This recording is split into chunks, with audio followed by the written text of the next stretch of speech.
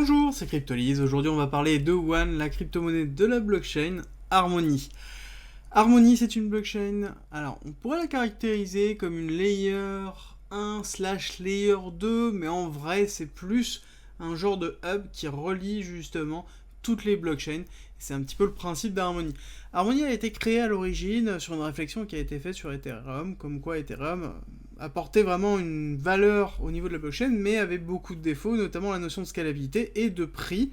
Et justement, le principe et le créateur d'Harmony a dit, voilà, je veux créer un concept qui fait que on n'a plus ce problème de prix, on n'a plus ce problème de scalabilité, mais on garde toujours cette notion de décentralisation et de protection et de sécurité.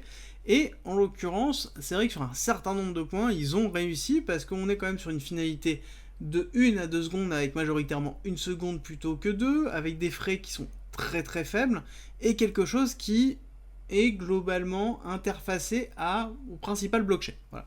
On va pas dire à toutes les blockchains, mais les principales. Donc on va parler un petit peu des features qui présentent. Donc on a une finalité de 2 secondes, c'est entre 1 et 2 secondes en réalité.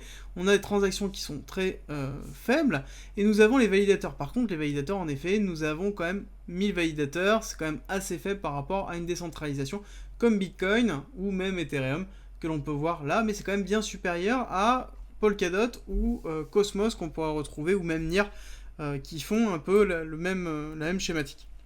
Nous avons du sharding qui est en cours, et c'est un projet qui est lancé comme depuis longtemps. On voit que ça existe depuis juin 2019, donc qui a fait ses preuves. Alors il se compare même avec des layer 2 de feature, parce que le principe, justement, enfin, il se compare avec des bridges et des layer 2, parce que le principe d'Harmony, c'est justement d'offrir un SDK et une plateforme sur lequel on développe sur Harmony, mais on est interfacé avec tout ce que Harmony nous interface à travers, justement, leur bridge à eux, et justement, c'est le concept même de ça. Donc, on se retrouve aussi sur un schéma de layer 2, on peut se comparer à des layer 2, notamment comme Polygon. Alors, je suis pas forcément vrai là-dessus, parce que on part sur une finalité de 34 minutes avec Polygon. En l'occurrence, c'est plus le cas du tout. On est sur une finalité qui est beaucoup plus basse avec Polygon, avec notamment les recherches qu'ils font sur les ZK Rollup à l'heure actuelle. Mais je trouve que c'est quand même intéressant par rapport à ça.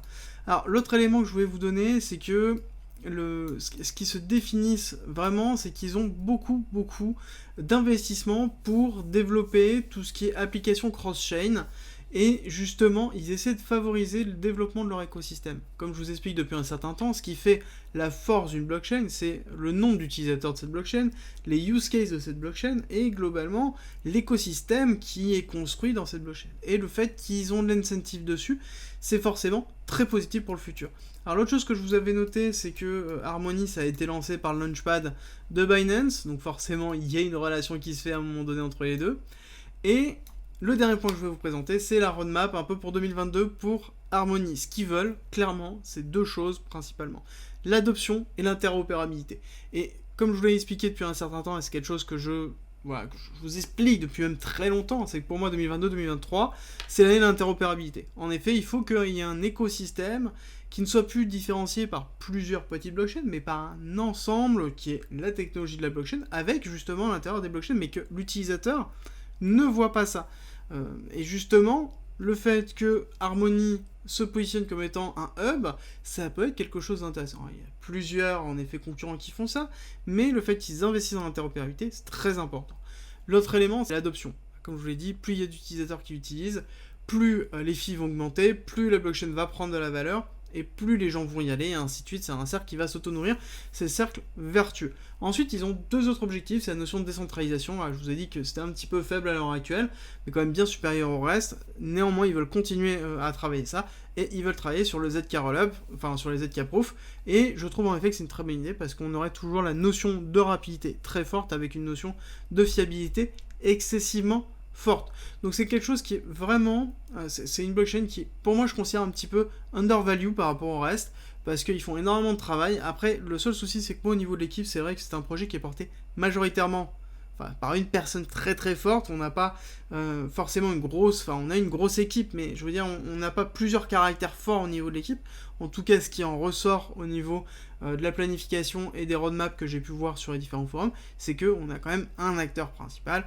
Bon, c'est toujours un petit peu problématique par rapport à ça, parce qu'on a peut-être une décentralisation au niveau des nodes, mais au niveau du développement, même si c'est open source, on a quand même une centralisation qui est effectuée là-dessus. Voilà, c'est juste le seul petit bémol que je pourrais donner, mais ça vient aussi du fait qu'il n'y a peut-être pas encore assez d'adoption, et plus on aura d'adoption, plus on aura de gros setups qui se feront, et plus on aura une évolution dessus. Voilà. Rejoins-nous sur Discord, tu y retrouveras notamment ma stratégie d'investissement qui est disponible gratuitement. Je montre comment je construis mon bag, le fonctionnement de mes optimisations, quand acheter, quand vendre, tout pour éviter justement les principaux pièges. Si tu aimes mon contenu, like, partage et abonne-toi, ça m'aide énormément. On termine sur la partie fondamentale, on attaque la partie technique, parce que la partie technique est aussi très intéressante. Nous avons, donc, comme je vous dis, un projet qui est depuis un certain temps, donc nous avons une grosse période d'accumulation qui se trouve ici, avec un premier décollage début 2021 qui a été assez fort d'ailleurs, qui a été vraiment rapide jusqu'en avril, et ensuite on a par contre descendu courant mai, alors que sur les autres blockchains, d'ordre général sur l'écosystème, on avait jusque en mai quelque chose qui était ultra bullish, et ensuite une chute qui s'est effectuée.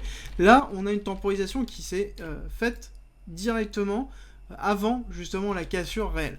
Et ça, c'est très intéressant de le voir, parce que c'est vrai que c'est un actif, c'est pour ça que je vous dis que c'est un actif qui est pour moi undervalue à l'heure actuelle, et qui est sous-utilisé peut-être aussi par rapport à ça. Mais nous avons eu une première temporisation, enfin une seconde temporisation, pardon, par rapport à cette poussée, avec notamment une accumulation qui s'est effectuée ici. On a eu le run qui s'est terminé sur cette fin d'année, l'année 2021 précédente, avec la cassure qu'il y a eu suite au BTC. Et derrière, par contre, on a eu encore une nouvelle run qui s'est fait justement en décembre et jusqu'à janvier avant une nouvelle cassure, avec une grosse chute qui s'est effectuée et une consolidation qui est en train de se faire. Donc ce qui est intéressant de voir, c'est que globalement, mis à part la notion du marché globalement, Harmony, je trouve, se porte plutôt bien, peut-être aussi parce qu'il y a moins de FOMO qui se fait dessus. Donc ça veut dire qu'il est moins porté sur une notion de volatilité très forte, et c'est plus une partie fondamentale qui prend le dessus. Et je trouve ça que c'est excessivement agréable, et c'est pour ça que je vous dis qu'il est possiblement undervalue, parce qu'il n'a pas encore eu ce FOMO extraordinaire qu'ont pu avoir certaines blockchains durant cette fin d'année, ou durant même début d'année 2021. Nous avons à côté quelque chose d'Elliott qui se met en place, les vagues d'impulsion avec vague 1, vague 2, alors en l'occurrence on le voit moins, mais si on agrandit bien comme ça, on le voit vague 1, vague 2. Nous avons après une très grosse vague 3 qui a été faite sur cette fin d'année, et ensuite une vague 5. On voit qu'on n'a pas de dérèglement, et après on est sur un retracement classique en A, B, C, et on est sur quelque chose de vraiment classique. On a terminé une schématique d'impulsion d'Elliott. Est-ce qu'on est en train d'en recréer une? C'est quelque chose que je vous montre depuis un certain temps. On va juste aller se tracer ici, hop, le retracement de Fibonacci par rapport à la poussée globale, donc du début de la vague 1 jusqu'à la fin de la vague 5. On voit que on est entre le 618, on a fait une incursion dedans, on n'est pas encore remonté, on n'a pas encore tapé le 786, donc il est possible que nous soyons derrière, une fois que nous avons terminé ce schéma, enfin que nous avons terminé cette schématique d'Elliott, nous avons une vague 1, possiblement une vague 2 avec un retracement qui peut se faire jusqu'à 786. C'est un peu l'idée que l'on a, et c'est quelque chose qu'on retrouve sur quand même beaucoup de blockchains à l'heure actuelle. Et pourquoi je vous dis ça?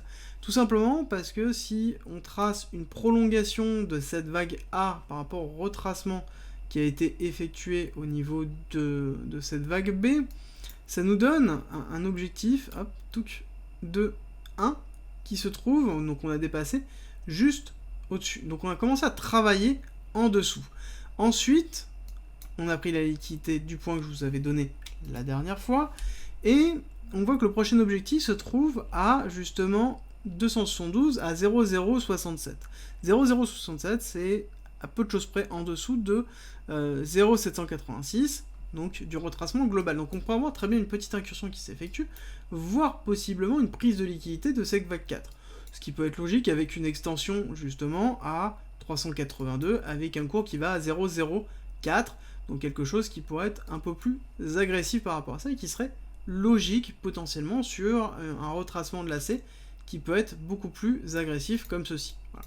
Je vous avais donné 2 spot zones. La première, c'était sur une continuation de tendance, et la seconde, c'était si jamais on terminait la tendance avec une vague C, avec extension, pour aller plus loin. Donc on voit qu'on a fait une première incursion dans cette spot zone, que la spot zone en elle-même, d'ailleurs, on va l'agrandir un petit peu pour aller chercher plus bas, parce qu'il peut être logique d'aller tout simplement ponctionner plus bas. On a déjà fait 2 incursions dedans, et on pourrait faire une troisième incursion au niveau de ça. Nous avons à côté un schéma de Wyckoff avec une distribution qui s'est mise en place, BC, AR, ST, donc arrêt de la tendance haussière. On retrace, on reteste le niveau le plus haut sans faire de niveau plus haut et sans valider de prise de liquidité forte. On redescend et on fait un saut avec une prise de liquidité de l'AR. Donc là, nous sommes dans la phase basse de cette distribution. Le but derrière, c'est de faire un UT, donc un nouvel ATH, et possiblement ensuite un UTAD pour faire un deuxième nouvel ATH avant de terminer cette distribution et possiblement descendre.